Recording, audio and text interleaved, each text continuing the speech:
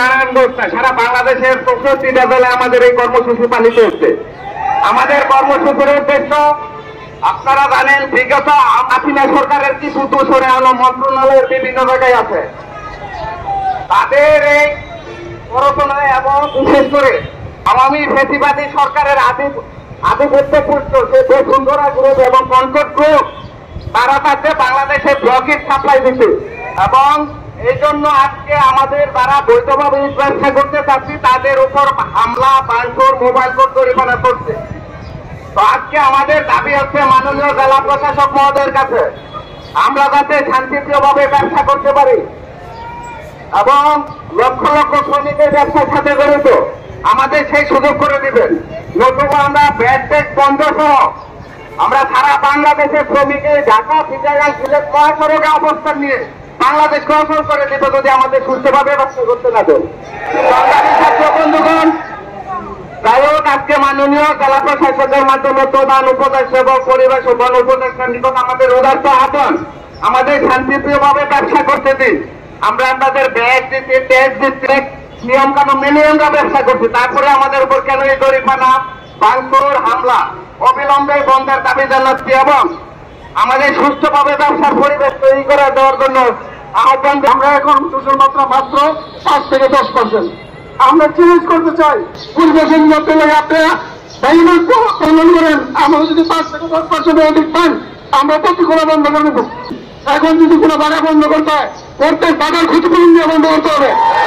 আপনারা জানেন আমরা আগামী ঈদের পরে বৃহত্তর কর্মসূচি যাবো।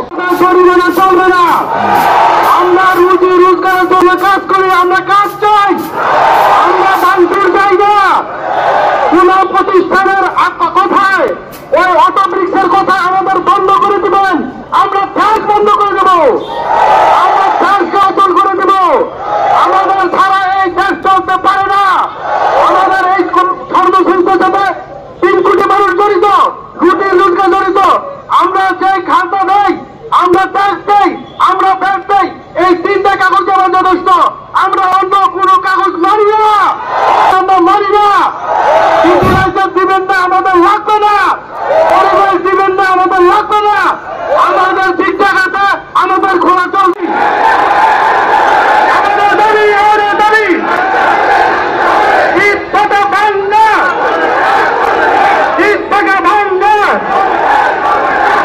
নারায়ণগঞ্জ জেলা রিকমিল মালিক সমিতি কর্মকর্তা বৃন্দ স্মারকলিপি প্রদান করার জন্য যাবেন। আপনারা সবাই শান্ত হতে আমরা করেছি, যার ফলে আমাদের লাইসেন্স সবকিছু থাকার পরেও আজকে আমাদের বর্তমান মতো শুরু থেকে আমরা সেই 30 বছর আগে থেকে আমরা গভর্নমেন্টের যথাযথ সময়ে যে সময়গুলি প্রজ্ঞাপন দিয়েছে সেই প্রজ্ঞাপন মেনে আমরা ব্যবসা পরিচালনা করে আসছি।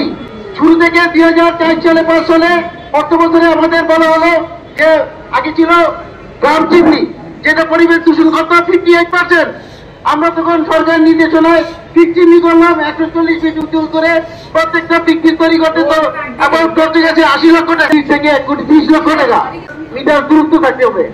কিন্তু আমার পিক ফিল্ডে তো আগে হয়েছে, প্রাইভেট স্কুলে তো পরে হয়েছে, তা আমার কি দোষ? কিন্তু আমাদের এনভায়রনমেন্ট দিতে হবে, আমাদের কাজ করার ব্যবসা করার পরিবেশ দিতে হবে। বারে বারে আমলাতান্ত্রিক এই জটিলতা, বর্তমান যে উপদেষ্টা উনি আমাদের প্রতি সদয়, উনি চায় না যে ব্যবসাটা সাডেনলি বন্ধ হয়ে যাক। এই প্রোডাক্ট বন্ধ হয়ে গেলে দেশে একটা অরাজকতার সৃষ্টি হবে। বর্তমানে সত্যিকার যে ঘটনা, আমরা যে বর্তমানে মেশিন দিয়ে বায়ু দূষণ মাপা হোক, বিক্রির জন্য দায়ী মাত্র 5 থেকে 10%। অথচ আমাদের সাংবাদিক ভাইরা জানি না আপনারা কি চাই না লেখে না লেখে, এখনো নাকি বিক্রি দেবে লাঠি পুরানো হয়। অথচ ঠিকঠাক বিক্রি দিয়ে লাঠি পুরানোর কোনো সুযোগ নাই, ইচ্ছা করলে কেউ পারবে না। আপনারা সাংবাদিক ভাইদের প্রতি অনুরোধ, আপনারা অতীত রেখে রাখবেন, যে কোনো প্রশ্ন কিছু জানা থাকলে আমাদের জানবেন। আমাদের সভাপতি আছেন জেলা কমিটির সাধারণ সম্পাদক আছেন সলিমুল্লাহ সাহেব, আমাদের সহসভাপতি আছেন আদিল সাহেব, আরো অনেকে আছেন। আপনারা আমার নাম্বার নিয়ে যাবেন, আপনাদের যে কোনো প্রশ্ন হোক, যে কোনো কোয়ারি হোক জানবেন, তারপর লিখবেন। বাংলাদেশ সাথীরা আমরা শৃঙ্খলাবদ্ধভাবে কথা শুনবো।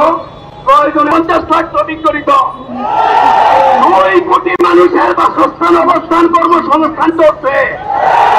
এখানে যা খুশি তা করলেই চলবে না। গত ফ্যাসিস্ট সরকার 17 বছরে যেটা বাস্তবায়ন, এই আইনকে বাস্তবায়ন করছে। ডিসি মহোদয়ের মাধ্যমে জানাইতে চাই, এই আইনের পরিবর্তন আমরা 1 সপ্তাহের মধ্যে চাই।